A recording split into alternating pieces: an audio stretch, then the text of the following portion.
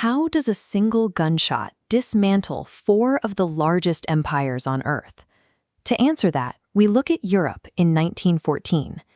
At the start of the 20th century, the major powers were locked in an intense competition. They were rushing to expand their territories, hoard military strength, and dominate global trade. To protect these interests, they built an intricate web of security pacts. The continent divided itself. The Triple Alliance locked Germany, Austria-Hungary, and Italy together, while the Triple Entente linked Britain, France, and Russia. These pacts contained a fatal flaw. If one nation fought, contractual obligations forced the entire continent to mobilize. The tension broke on June 28, 1914, in Sarajevo.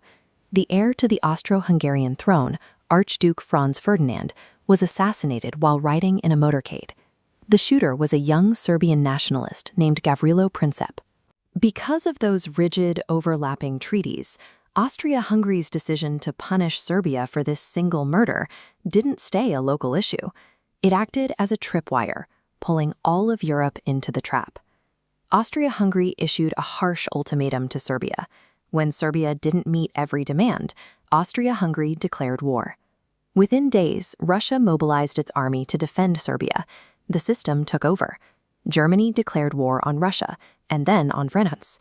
When German troops marched through Belgium to reach the French border, Britain entered the fight to stop them. At first, the public mood was surprisingly upbeat. As these soldiers marched off, many genuinely believed they were heading into a brief, decisive conflict that would be wrapped up before Christmas. They were completely wrong. The rapid advances quickly stalled on the Western Front, grinding to an absolute halt across the fields of France and Belgium. Armies dug themselves into hundreds of miles of deep, muddy trenches. Soldiers lived in freezing, disease-ridden conditions under constant artillery fire, sometimes fighting for months to gain just a few yards of land.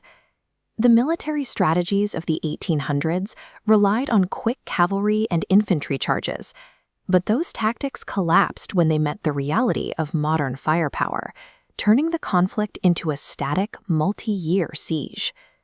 To understand why the lines barely moved, look at the environment the soldiers were facing.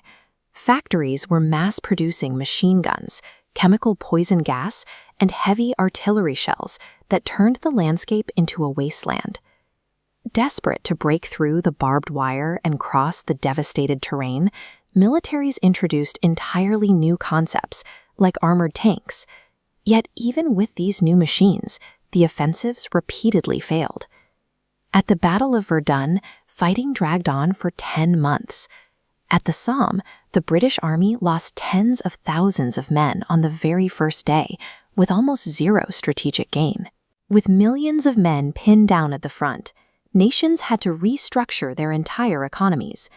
Millions of women entered the factories, working around the clock to build the staggering amount of ammunition required to sustain the military machine. By 1917, the strain began to break the empires apart from the inside. Exhausted and starved, the Russian populace revolted, collapsing the imperial government and pulling Russia out of the war entirely. But as Russia left, the United States joined the Allies. Angered by submarine attacks, America poured vast industrial supplies and millions of fresh troops into Europe. This massive injection of manpower and material tipped the scales. The Allies didn't outmaneuver the Central Powers with brilliant battlefield tactics. They simply outproduced them until the German war machine ran out of supplies and requested an armistice. On November 11, 1918, the guns finally stopped. Crowds filled the streets across Allied cities to celebrate the end of the immediate fighting. But the cost was staggering. Over 16 million people were dead.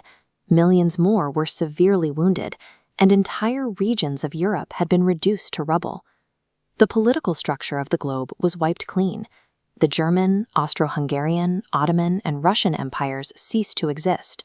In their place, mapmakers carved out a patchwork of new, smaller nations across Europe and the Middle East, creating borders that immediately sparked new territorial disputes. World leaders gathered in France to negotiate the Treaty of Versailles. Instead of a balanced resolution, the treaty forced Germany to surrender territory, pay heavy financial reparations, and accept total moral responsibility for the conflict. They called it the war to end all wars. But the harsh terms of the peace didn't resolve the underlying issues. They merely dismantled the old global order and planted the deep resentments that would soon pull the world into a second, even larger catastrophe.